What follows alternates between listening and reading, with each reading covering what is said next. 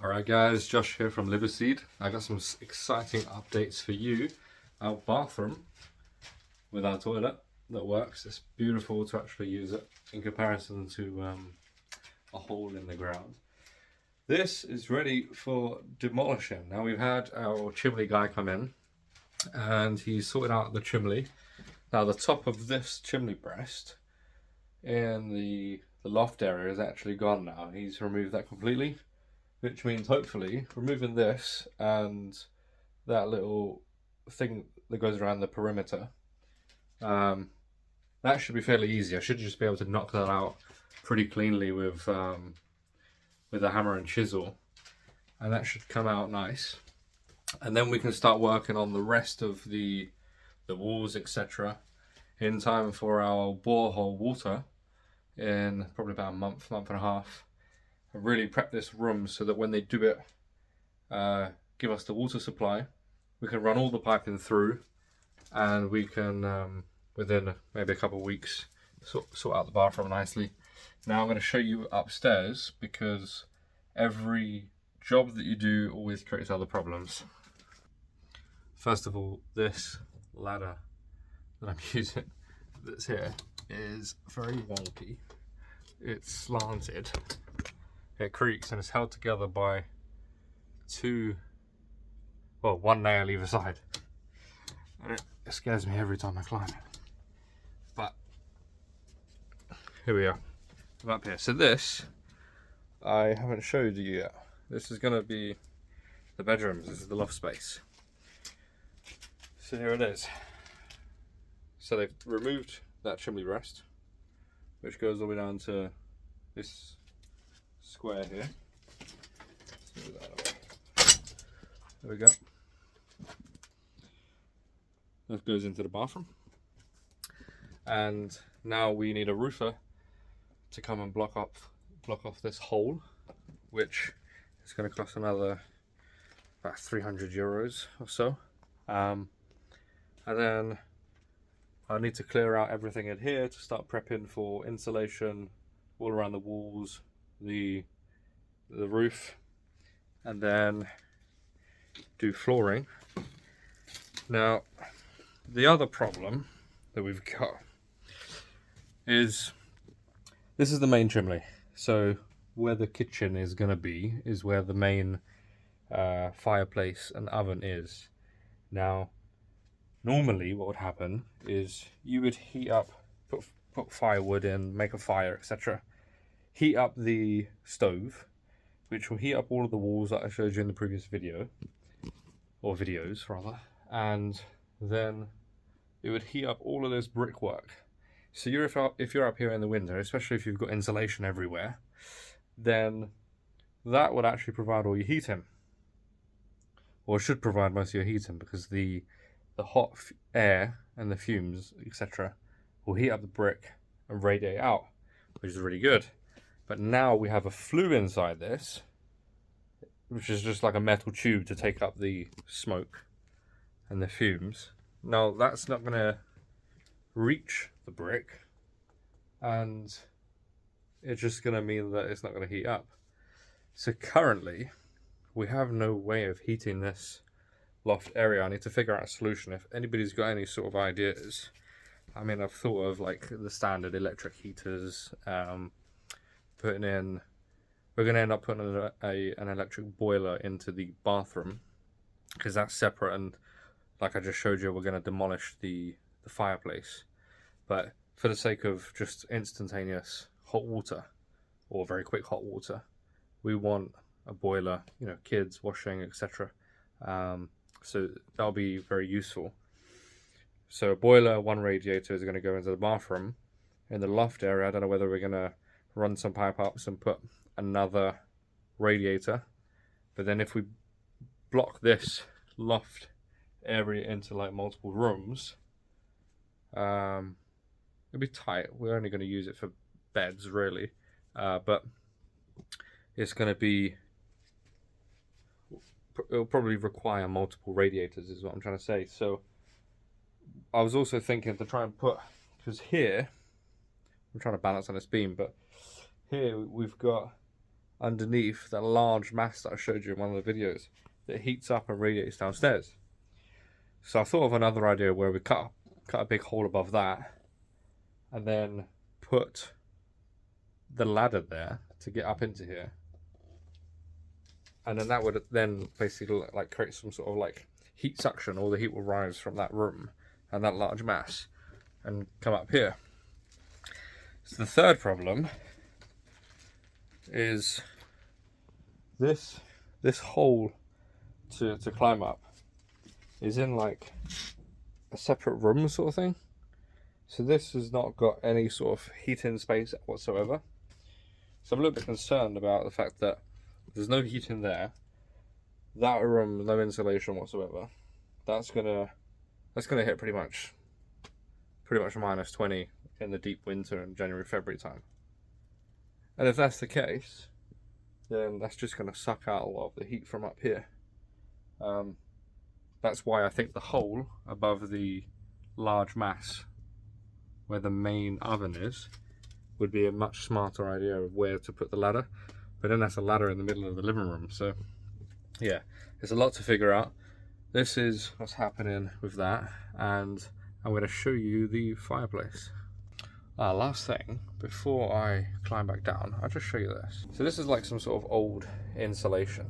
I'm not sure what they used it for, but if you can see, it's like fine dust. And it was put in these bags. It was put in loads of these bags, and that bag was like stuffed into the roof of the floor. Now we've got that in some of the other barns. I've done some research, but whenever you Google something, it's like Googling some sort of bad medical condition or like symptoms. It always provides you with the worst sort of thing possible. So when I Google that, it says it could be some sort of like industrial building material, and you know, if you breathe in, you're going to get some sort of lung irritation and problems, and etc, etc. If anybody's watching that knows anything about old Lithuanian style thick plastic bags that is going to store this, because I don't know, it could be like some sort of wool that was stuffed into bags and then that's disintegrated over like 30 years or more. But looking at it, there's nothing that it all looks like powder, or like it looks like salt sort of thing. It looks like fine salt, rock salt. And well, it's everywhere. We've had workers up here, and you know, Lithuanian workers that do this job for years, they don't seem concerned about it. And I've been working around it, etc. Even clearing some stuff out. Anyway, if you think if there's any problem with doing this, let me know in the comment section. That'd be really grateful.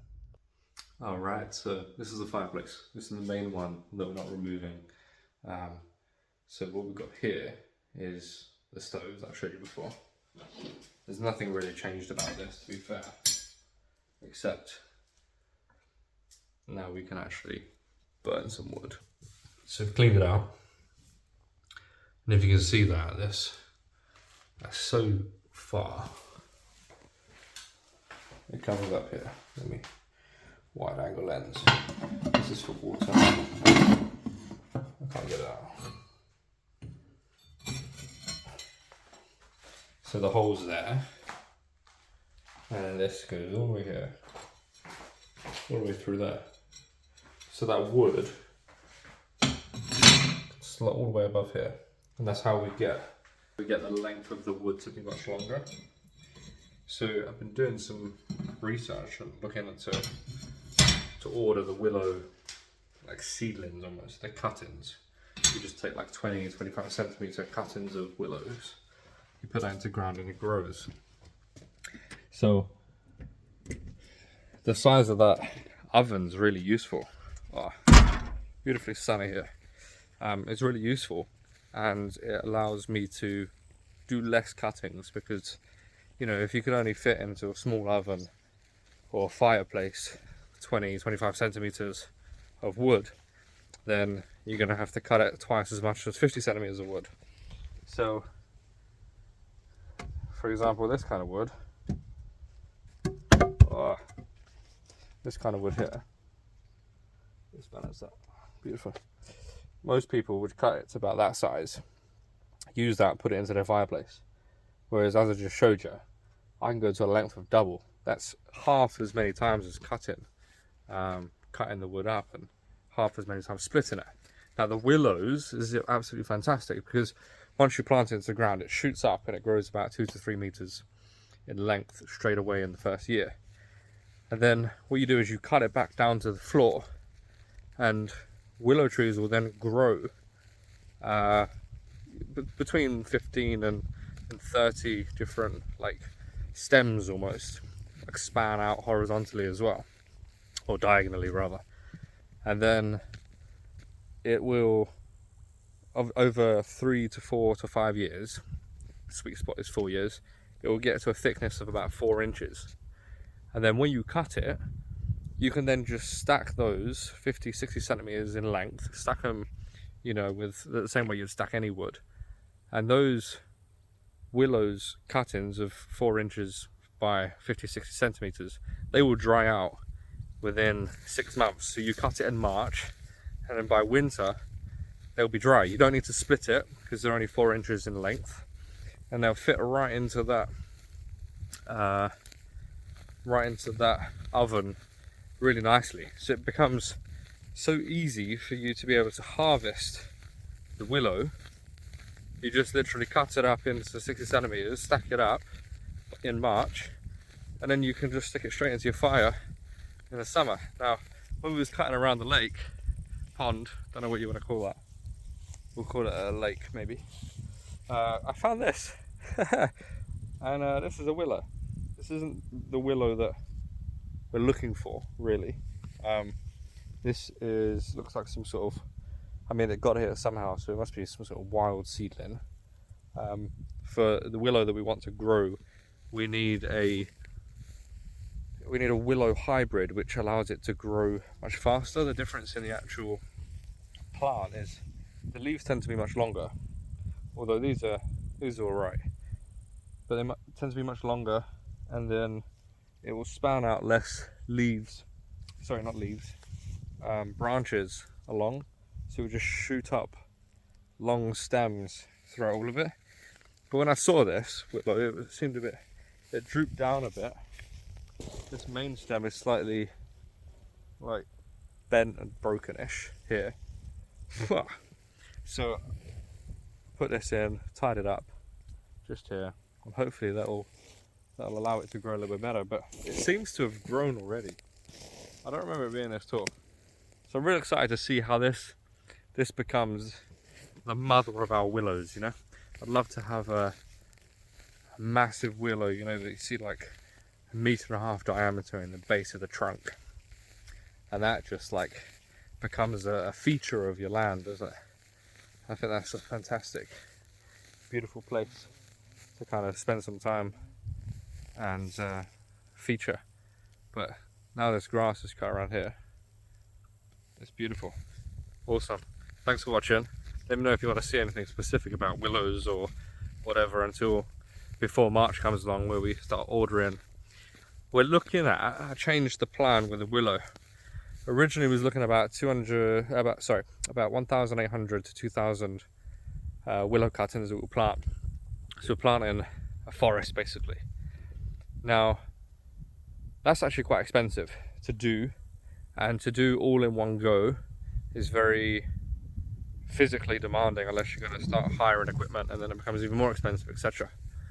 So the solution I come up with is better cost effective and spreads out the workload, makes it a little bit easier, is if I order about 200 to 350 cuttings, usually get about a 70% success rate with the cuttings, then we will have 1 year old 250 willow trees growing, and then like I said, you cut that back, it starts growing again.